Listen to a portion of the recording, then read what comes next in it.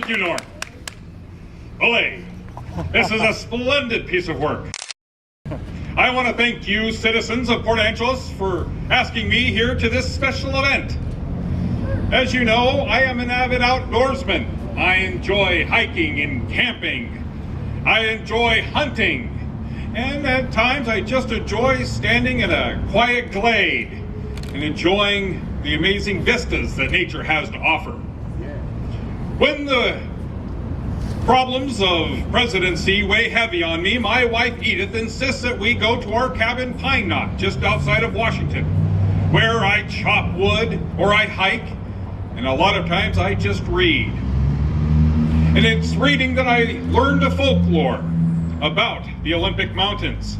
It is said that Paul Bunyan came to the Northwest to milk an orca in hopes that its nourishment would help his ailing friend, Babe the Blue Ox.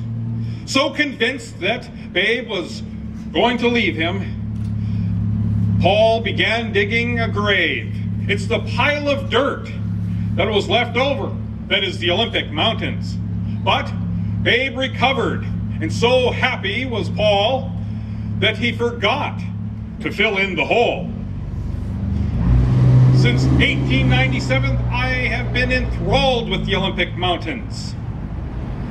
And I was honored when the distinguished Dr.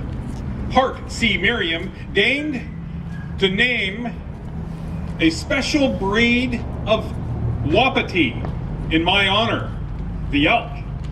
It became known as the Cervus Roosevelti, the Olympic Roosevelt elk. In 1909, as my presidency was coming to an end, I was saddened to hear that the numbers of the elk were declining. So I set about to create the Olympic Elk National Reserve, but Congress would have none of it. Never one to back away from a fight, I exercised my power as president, utilized the Antiquities Act, and created the Mount Olympus National Monument. With 615,000 acres surrounding Mount Olympus and the adjoining peaks, we were able to protect the elk from the timber barons, allowing them to decimate their natural habitat, and the herds were then able to regrow. I want to thank all of you for supporting this effort.